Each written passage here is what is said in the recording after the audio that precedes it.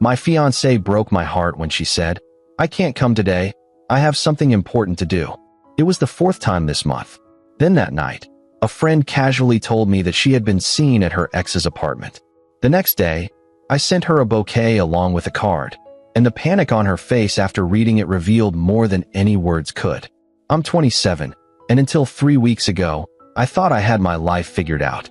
I'd been with Lauren for 4 years, engaged for 8 months. We were supposed to get married in June.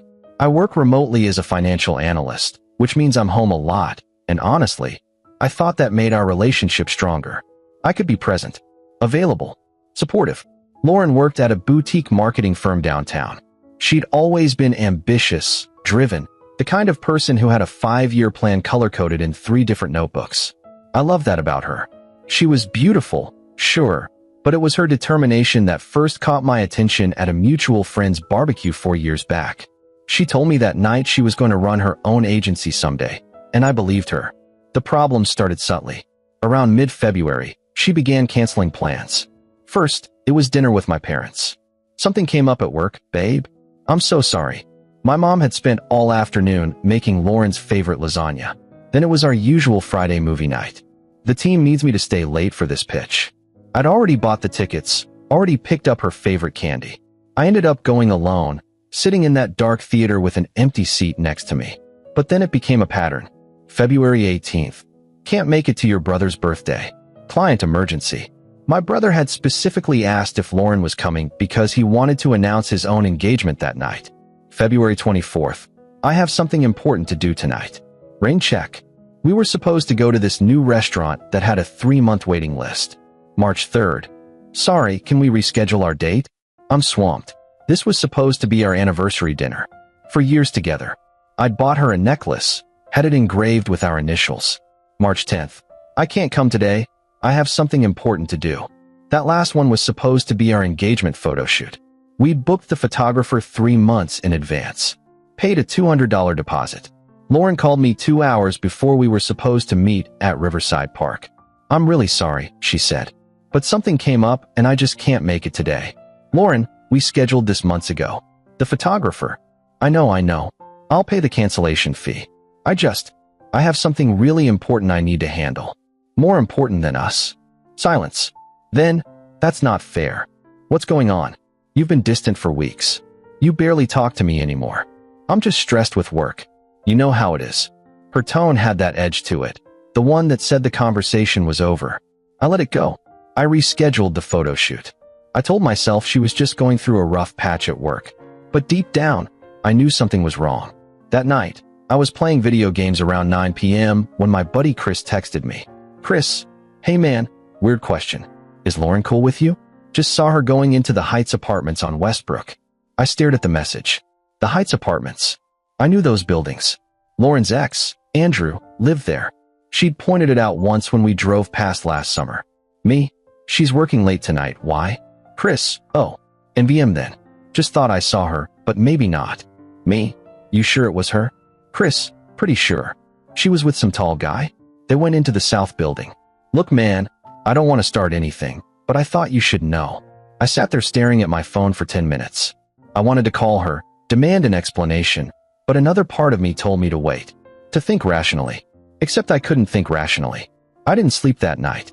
I kept replaying every canceled plan, every distant conversation. At 3 a.m., I did something I'm not proud of. I checked our shared credit card statement online. My heart was pounding as the page loaded.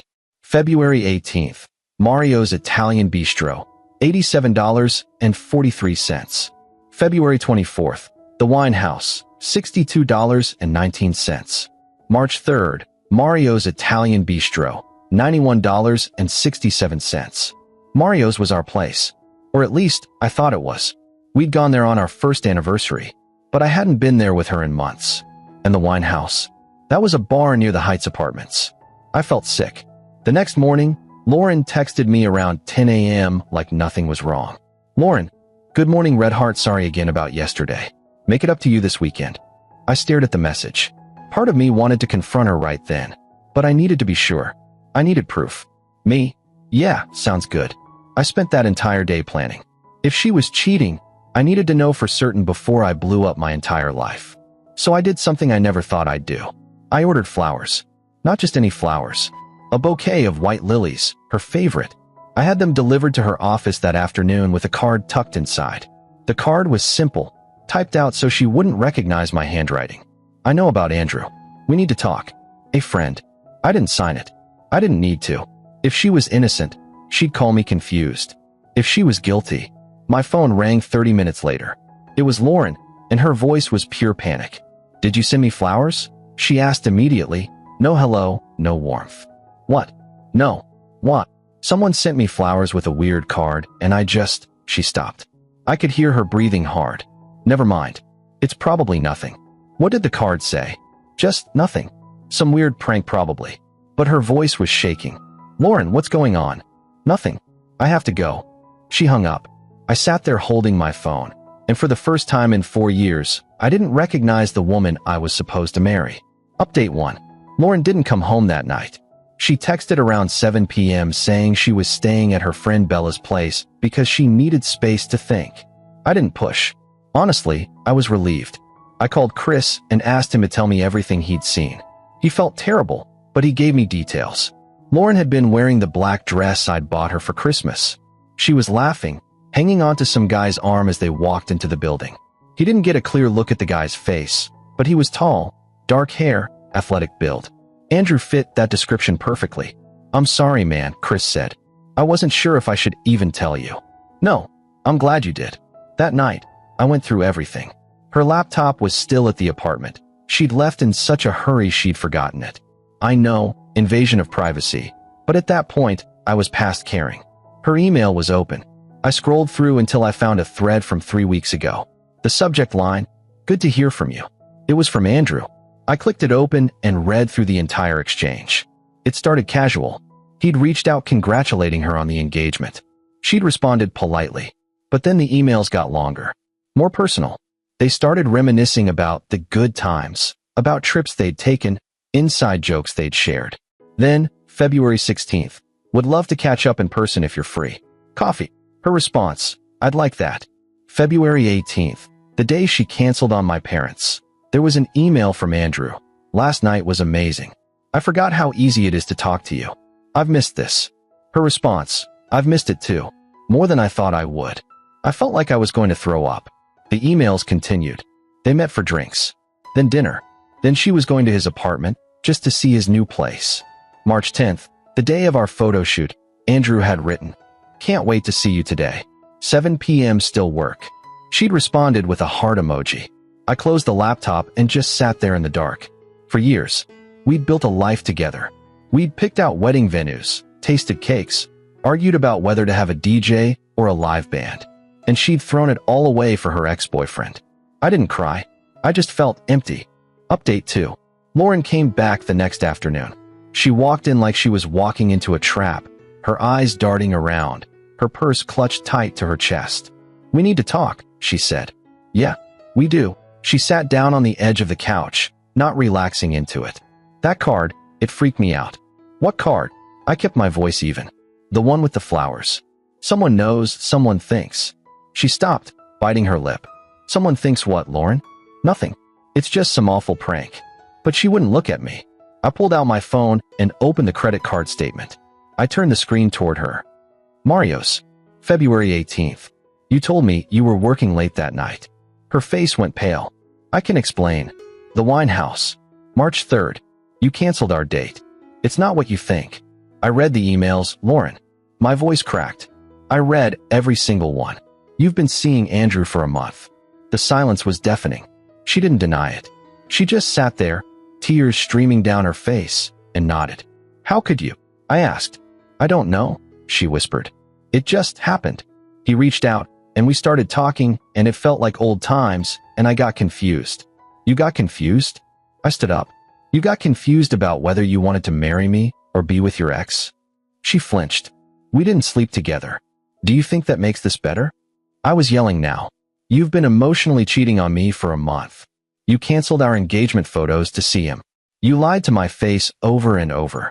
I'm sorry. Get out. What? Get out. Pack your things and leave. I don't want you here. She started sobbing.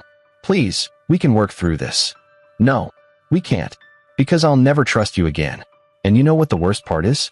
You didn't even have the guts to break up with me first. You just kept stringing me along while you figured out if he was a better option. She didn't argue. She just cried harder. She packed a bag and left within an hour. I watched her go, and when the door closed behind her, I finally let myself feel it. All of it. The anger, the betrayal, the heartbreak. Update 3. The week after Lauren left was a blur. I called off the wedding. I had to contact vendors, cancel the venue, explain to my parents why their future daughter-in-law wasn't going to be part of the family anymore. My mom cried. My dad just looked disappointed. Lauren tried calling me dozens of times. I ignored every call. She sent texts, long rambling paragraphs about how sorry she was, how confused she'd been, how she wanted to fix things. I blocked her number. Then, about 10 days after everything imploded, I got a message from Andrew on social media. I almost deleted it without reading it, but curiosity got the better of me. Hey man, I'm sorry about what happened. Lauren told me about the engagement. I didn't know she was still with you when we started talking. She made it sound like things were over between you two. I feel like I got caught in the middle of something I shouldn't have. For what it's worth, I told her to fix things with you. I'm not interested in being with someone who cheats. Hope you're doing okay. I read it 3 times.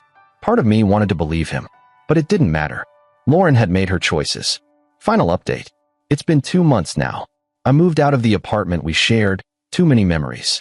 I'm renting a smaller place across town, and honestly, it's been good for me. Quiet. Peaceful. I heard through mutual friends that Lauren and Andrew tried to make it work, but it fell apart after 3 weeks. Apparently, once the excitement of sneaking around wore off, they realized they didn't actually have anything in common anymore. She's been calling around trying to get me back, but I haven't responded. I have nothing left to say to her. My brother asked me last week if I regretted sending those flowers, if I regretted forcing the truth out into the open. I told him no, because living a lie would have been worse.